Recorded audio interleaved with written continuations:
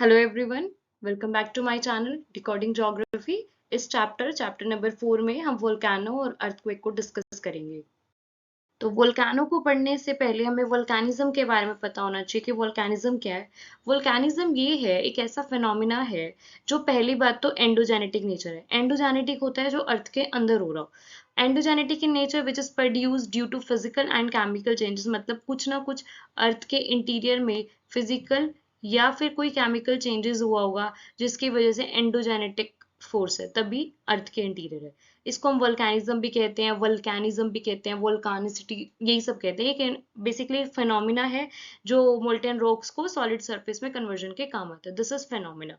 तो आप इसको पढ़ सकते हैं, वोल्केनिज्म और volcanicity is a phenomena of, important point है ये, eruption of molten rock onto the surface of the earth or a solid surface planet or a moon, जहाँ पे लावा पायरोक्लास्टिक कोई भी गैसेस इरप्ट होती है सरफेस में, जिसको हम कहते हैं वेंट। आगे अभी हम पढ़ेंगे वोल्केनो का जो फीचर होता है उसके अंदर पता चलेगा कि वेंट होता क्या है।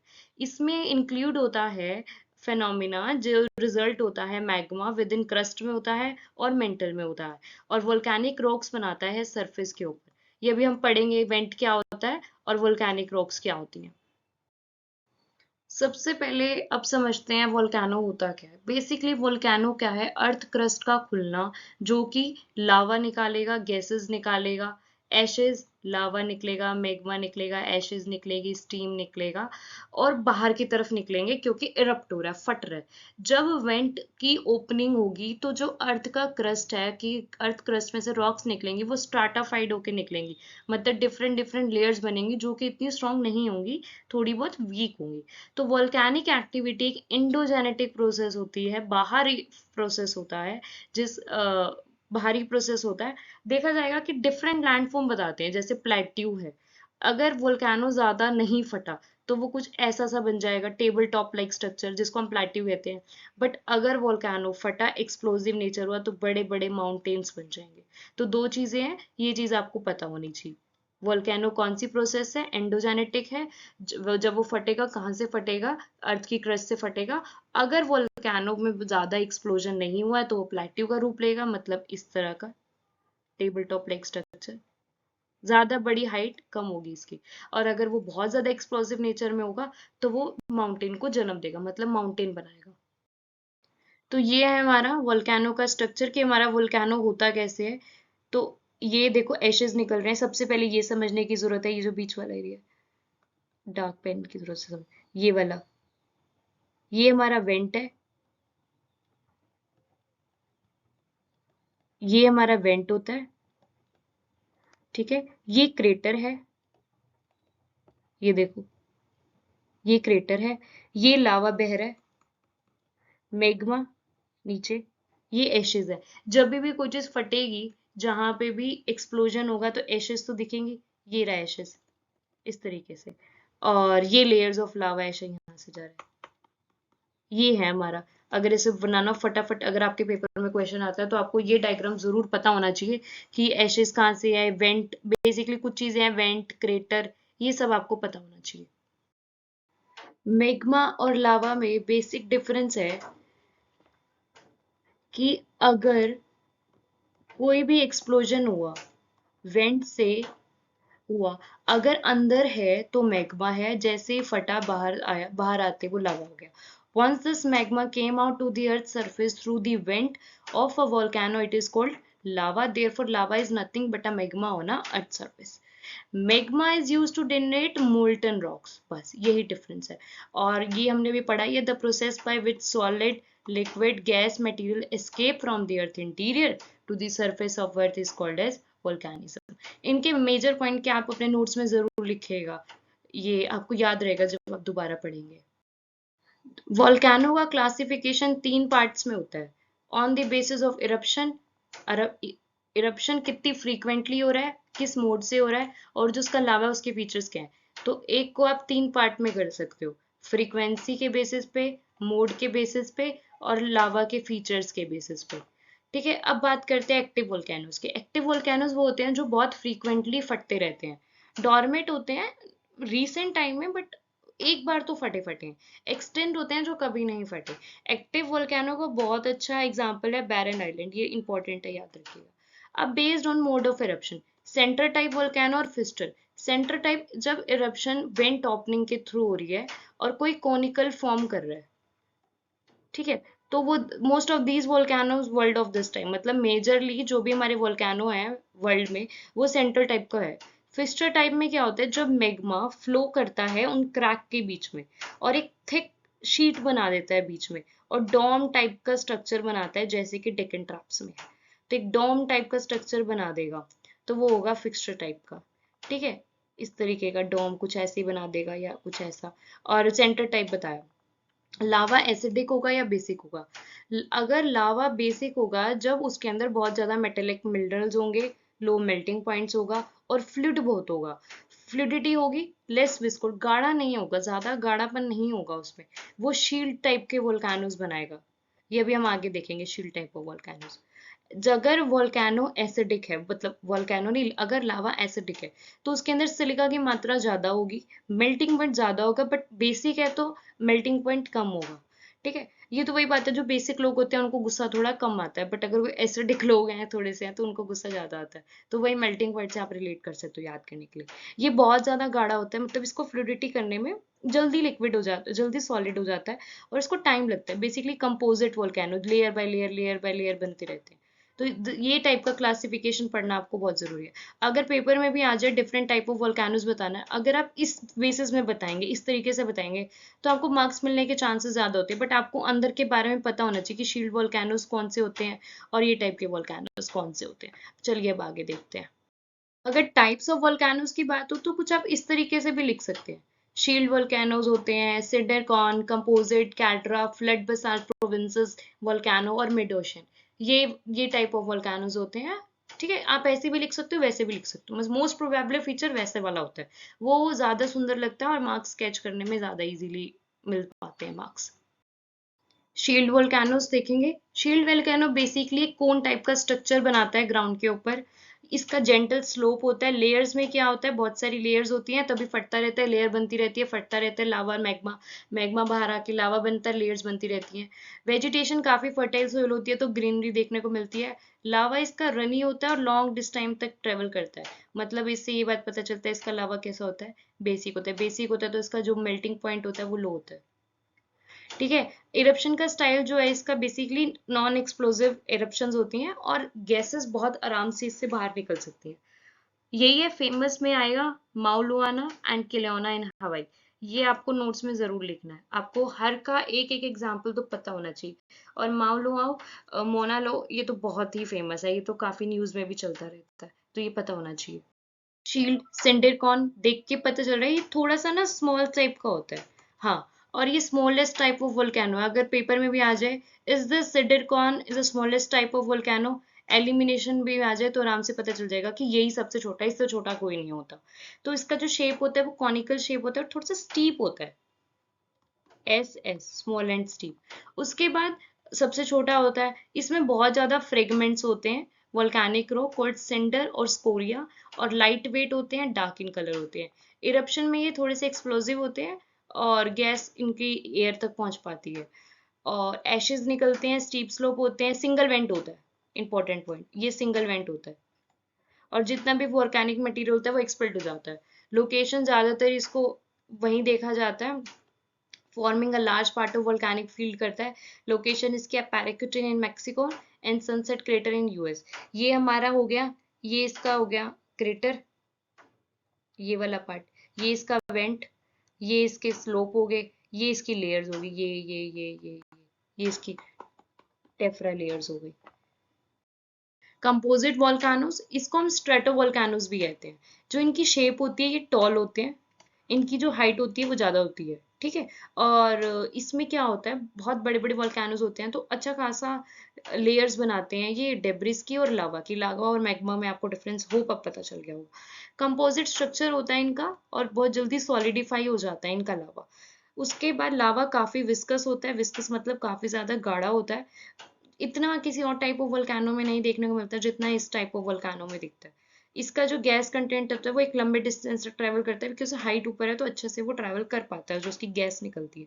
उसके बाद सेंट्रल वेंट से इरप्शन होती है इसकी, और मल्टीपल वेंट्स बना देते हैं, इधर से भी निकल जाए इधर से भी निकल जाए, क्योंकि प्रेशर ज्यादा होता है वो कहीं से भी निकल जाता है। इसका कॉमन एग्जाम्पल है Mount Fuji in Japan, Mount वेस्पुसस in Italy and Mount Saint Helena in US.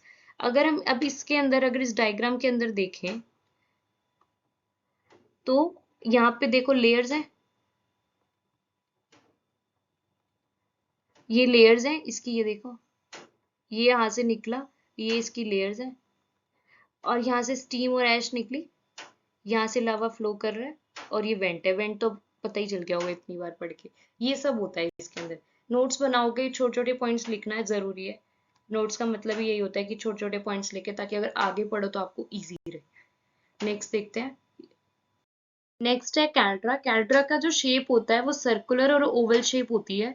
Large sunken crater दिखता है, ये देखो इस तरीके का होता है, शेप से ही पता चल रहा है। इसमें क्या होता है, इसका जो रीजन होता है कि जैसे क्या हुआ, एक वोल्केनो फटा और उसमें मैसिव अकाउंट ऑफ बहुत ज्यादा मैग्मा निकला, और अंदर की तरफ ही कोलैप्स हो गया वो, और उसने कोलैप्स होके उसके जो ऊपर के होल को वो बड़ा कर दिया, और अब बारिश आई तो उसमें पानी बनने लग गया। इसे क्रेटर लेक्स भी कहते हैं।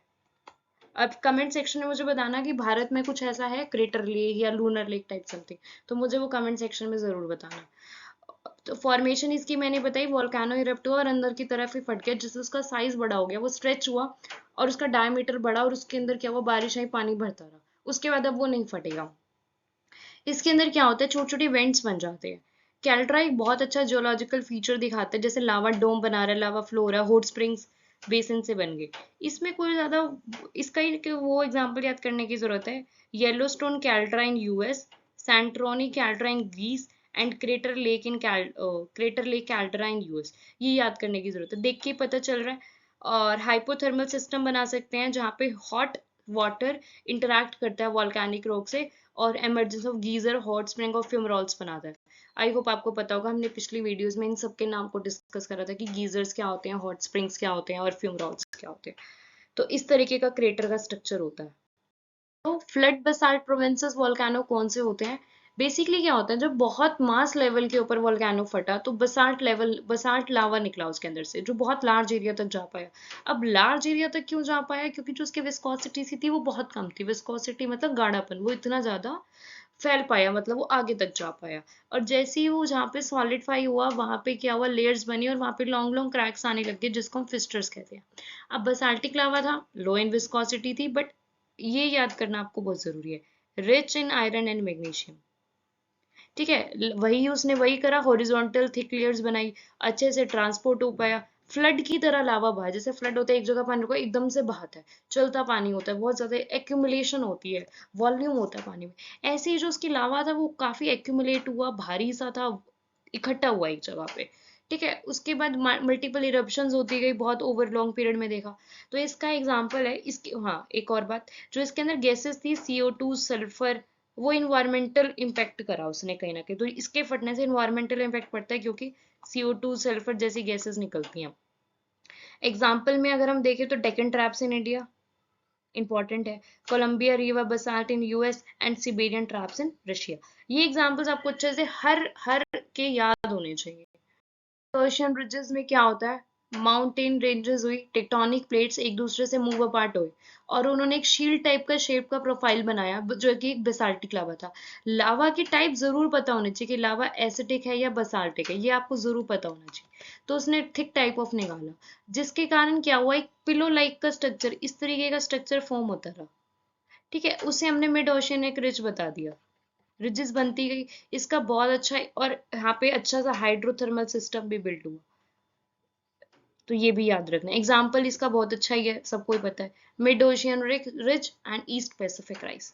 ये इसका MOR वोल्केनो का एग्जाम्पल है। जब लावा एरप्ट हुआ तो कोई ना कोई लैंडफॉर्म तो बनेगा ही, क्योंकि उसके अंदर का लावा बाहर आ चुका है वोल्केनो बर्स्ट होने की वजह से। तो वो अब क्या है, इग्नियस रॉक में चेंज हो गया। अब क्या हुआ, जैसे जैसे ठंडा होता गया वहां पे रॉक्स बिल्ड होती गई, अब लोकेशन के हिसाब से वो चीजें चेंज होती गई। अब दो चीज में दो डिफरेंस हुआ है, मतलब दो चीज में इसको हम अलग करते हैं। एक्सट्रूसिव इग्नियस रॉक और इंट्रूसिव इग्नियस रॉक, या फिर इसको कहें वोल्केनिक इग्नियस रॉक और प्लूटोनिक इग्नियस रॉक।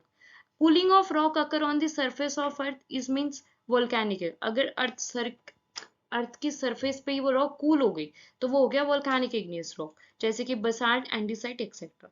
प्लूटोनिक होता है जब कूल तो हो रही है बट सरफेस के ऊपर नहीं हो रही, वो अंदर की तरफ हो रही है। जो इंट्रूसिव रॉक की भी बहुत अलग अलग टाइप्स की होती हैं। ग्रेनाइट गैब्रो इसका बहुत अच्छा एग्जाम्पल है। बेथोलिक, लेकोलिथ, लैपोलिथ, पेकोलिथ, शीट, डाइक्स। इसका क्या है, इसका एक स्ट्रक्चर है, उसमें आपको इसकी शेप्स याद करने की जरूरत है, कौन सा वर्टिकल है और कौन सा हॉरिजॉन्टल है।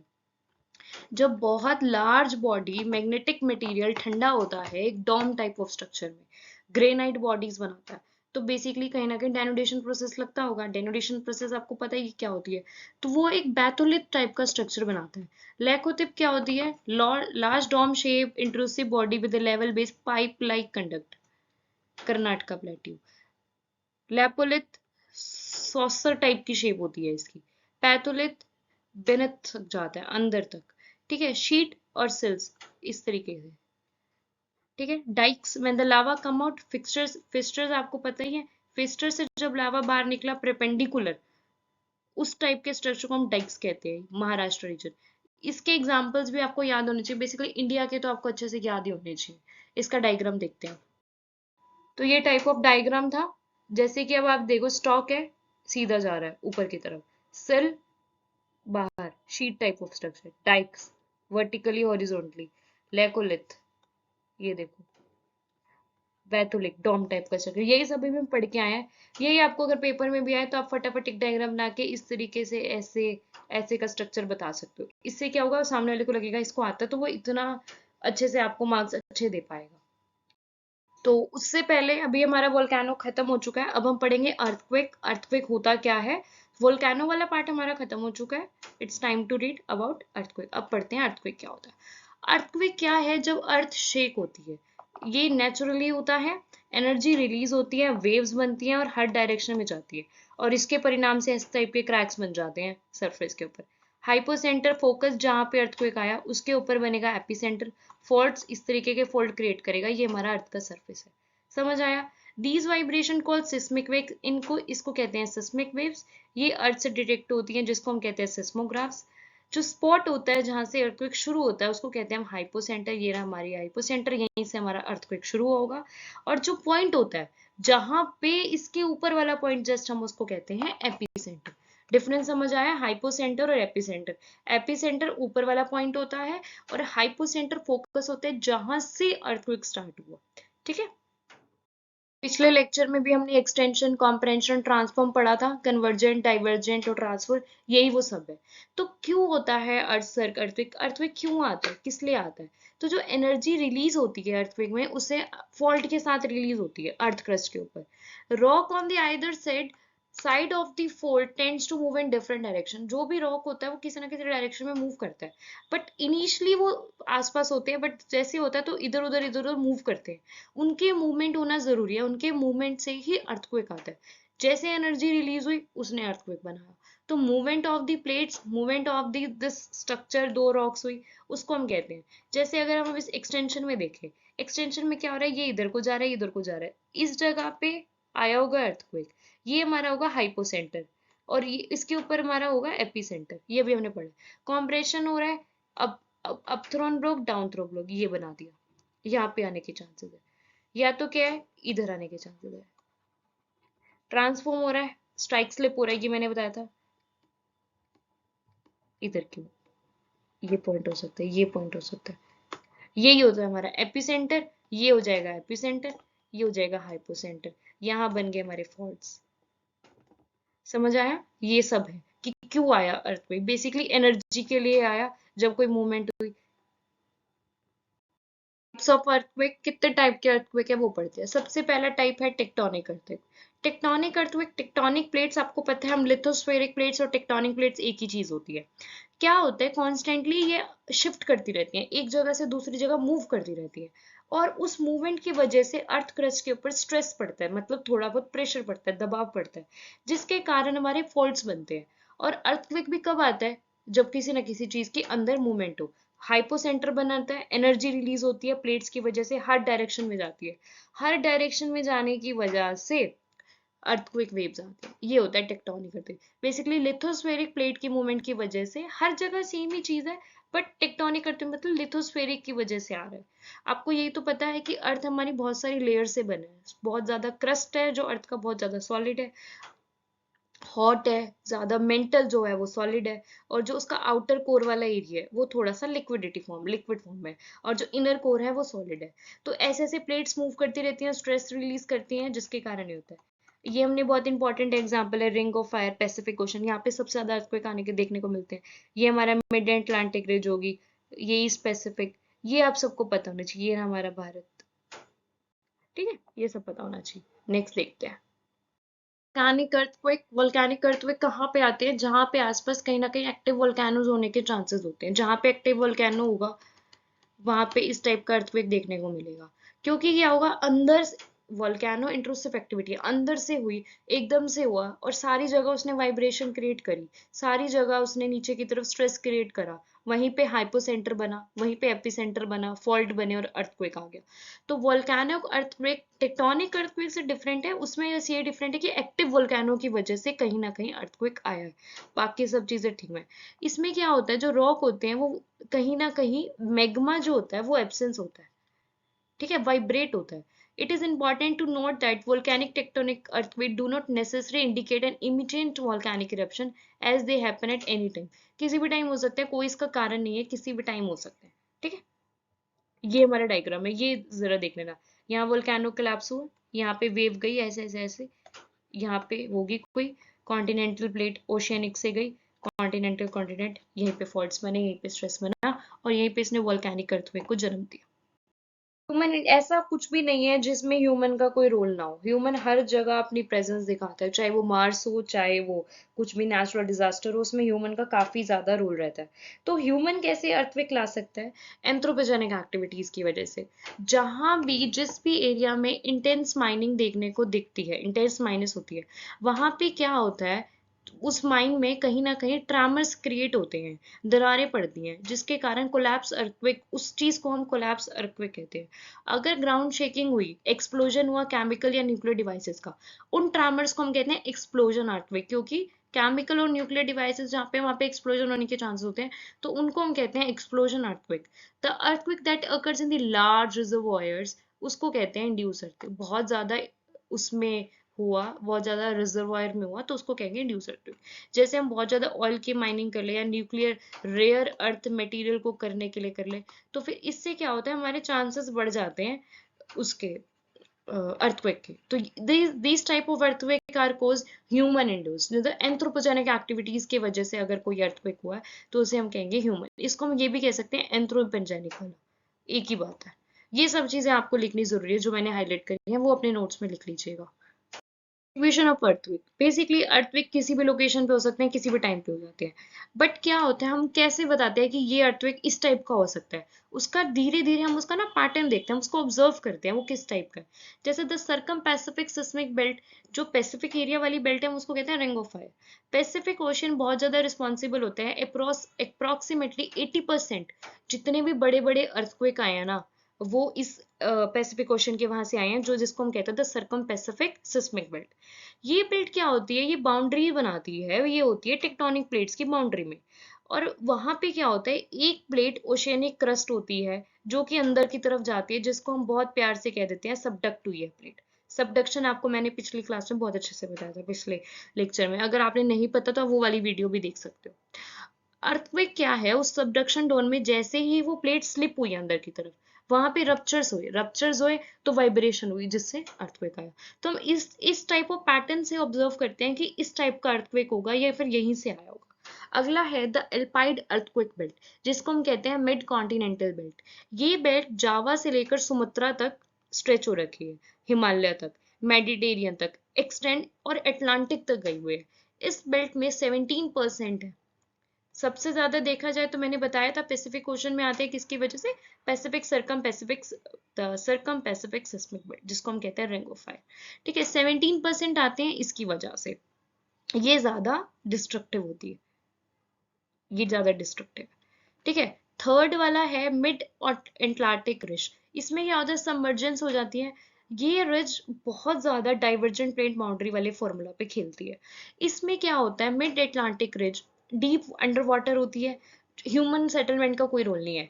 इसको रिकॉग्नाइज करने के लिए इसका हिस्टोरिकल डाटा देखा जाता है। बहुत ज्यादा अर्थक्वेक इस जोन में भी आते हैं, बट स्टिल कहीं ना कहीं है, बहुत कम है। मतलब इन दोनों की, एल्पाइड वाले की और पैसिफिक वाले की जो परसेंटेज है वो थोड़ी ज्यादा है, इसकी थोड़ी सी कम है।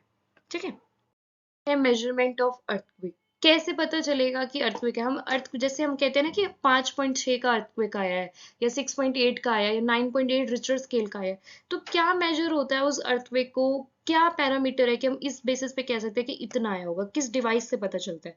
कोई भी एनर्जी अर्थक्वेक से जब मूव होती है, कोई भी एनर्जी अर्थक्वेक के टाइम निकलती है अर्थ से, तो उनको हम कहते हैं सिस्मिक वेव्स।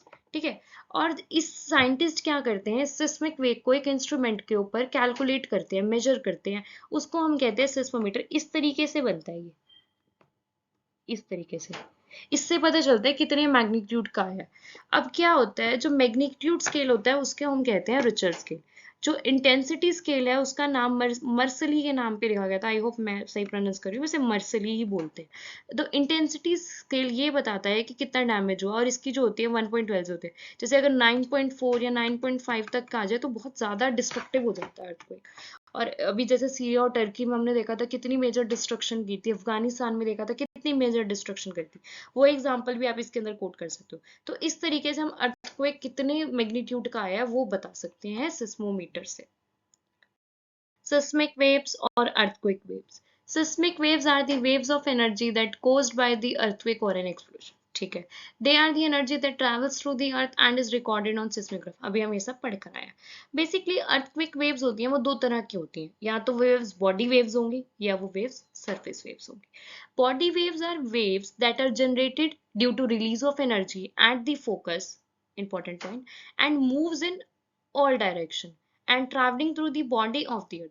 अगर अर्थ की बॉडी से कोई वेव ट्रैवल करती है और हर डायरेक्शन में कर रही है, तो उसको हम कहते हैं बॉडी वेव। ठीक है, there are two types of body waves, P waves और S waves.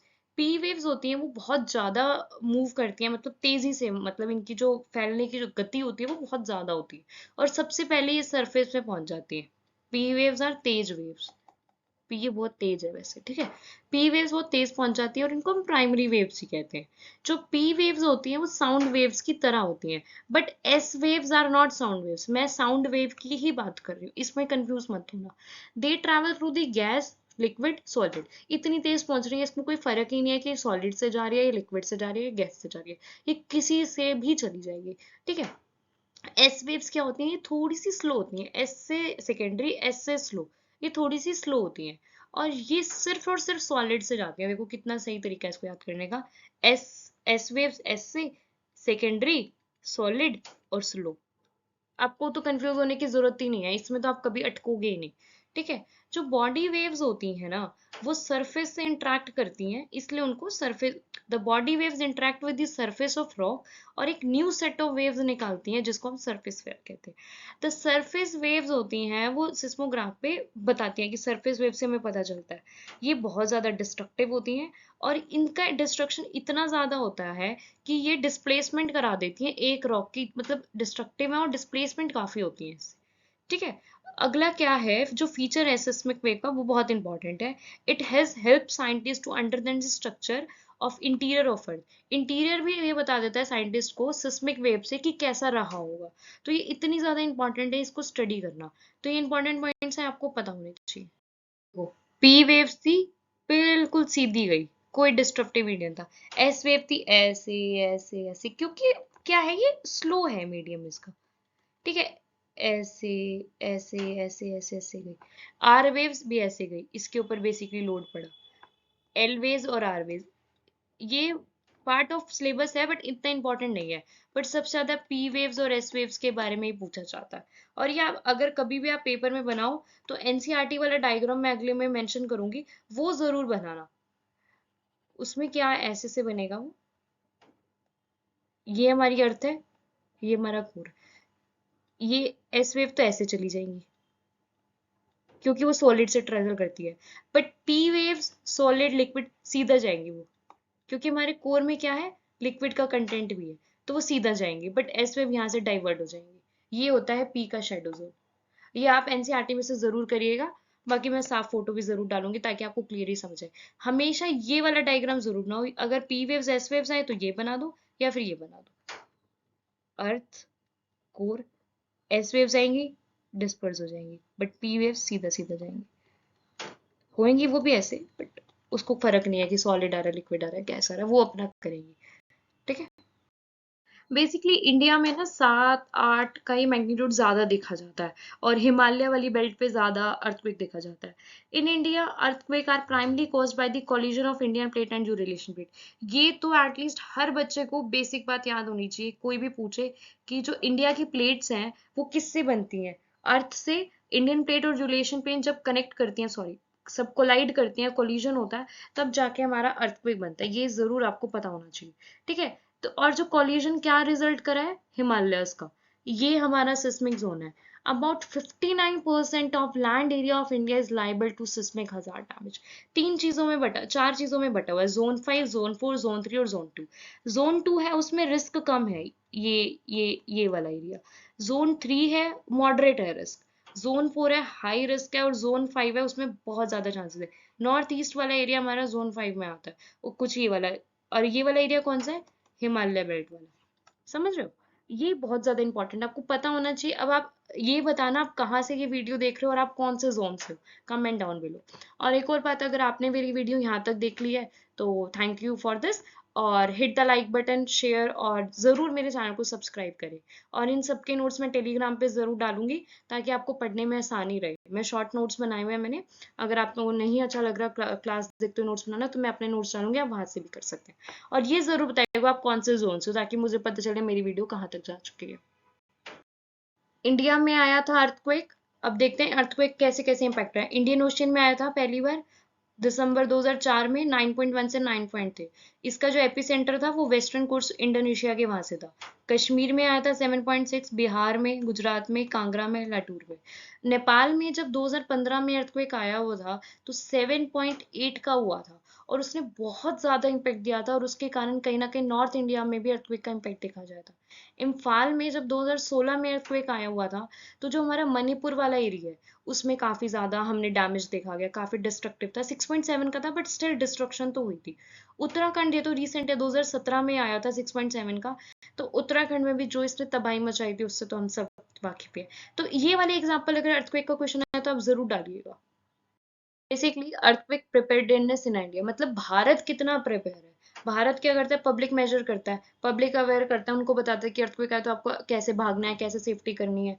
Building codes check करता है, जो भी बिल्डिंग बनती है ज्यादा फ्लोर्स वाली, तो उससे सबसे पहले आपको अप्रूव कराना पड़ता है कि कितना मटेरियल आप कैसा यूज कर रहे हैं, और क्या वो अर्थक्वेक जैसे डिजास्टर को झेलने के लिए तैयार है या नहीं है। उसका इंफ्रास्ट्रक्चर के रिलाइजेंस चेक करते हैं कि सिस्मिक फोर्सेस कितनी लगेंगे, तो इतना इंफ्रास्ट्रक्चर मजबूत होना चाहिए, स्ट्रेंथन होना चाहिए कि वो चीज झेल पाए। वार्निंग सिस्टम हर हर एक प्रेमिसेस में होने चाहिए। इमरजेंसी रिस्पॉन्स प्लानिंग होनी चाहिए हर एक लेवल में। कॉम्पिटिटिव प्रिपेयरनेस होनी चाहिए। Public private partnership, P model, I hope आपको पता होगा। इसमें क्या होता है, पब्लिक, गवर्नमेंट और प्राइवेट सेक्टर मिलके एक मॉडल बनाते हैं। ठीक है। तो वो वाला पार्टनरशिप भी कर सकते हो, जिससे एनजीओ से कोलैब करके आप अच्छे लेवल पे प्राइवेट सेक्टर पब्लिक सेक्टर मिलके एनजीओ के साथ मिलके एक प्रिपेयर हो सकता है कि भाई अर्थक्वेक आ गया तो हम कैसे करना है। बहुत ज्यादा रिसर्च एंड डेवलपमेंट करनी है, ताकि इससे ये पता चलेगा कि हम ऐसी स्ट्रैटेजीज फॉर्म करेंगे कि जिससे हम अर्थक्वेक होने के चांसेस को मिटिगेट कर सके। इंटरनेशनल कोलैबोरेशन करें कि भारत से बाहर जो कंट्रीज हैं अगर उनका सिस्टम स्ट्रांग है तो हम उनसे कुछ सीख लें कि भाई आप बता दीजिए, तो हम ऐसे इंटरनेशनली भी कोलैब कर सकते हैं। रेगुलर ड्रिल्स बेसिकली चेक कर सकते हैं, एक्सरसाइज कर सकते हैं कि अच्छा अच्छा यहाँ गड़बड़ हो सकती है, ये चांसेस हो सकते हैं। तो ये भी चीजें हैं जिससे भारत प्रिपेयर है, कहीं ना कहीं ये मेजर्स भारत लेता है करने के लिए। कुछ और एनडीएमए, कभी भी आए तो आपको ये जरूर लिखना है एनडीएमए का रूल। ये वही है, एपेक्स बॉडी है, रिस्पॉन्सिबल है कोई भी डिजास्टर मैनेजमेंट है, ये जरूर लिखना। इसको तो याद ही कर लो, ये तो खैर हमने पढ़ा भी हुआ है और सब्जेक्ट्स में भी काफी आता है। डिजास्टर मैनेजमेंट में तो इसका काफी रोल है। क्रूशियल रोल है, क्या बनाता है, पॉलिसी, गाइडलाइंस, प्लान, कि अगर डिजास्टर आ जाए तो कैसे करने।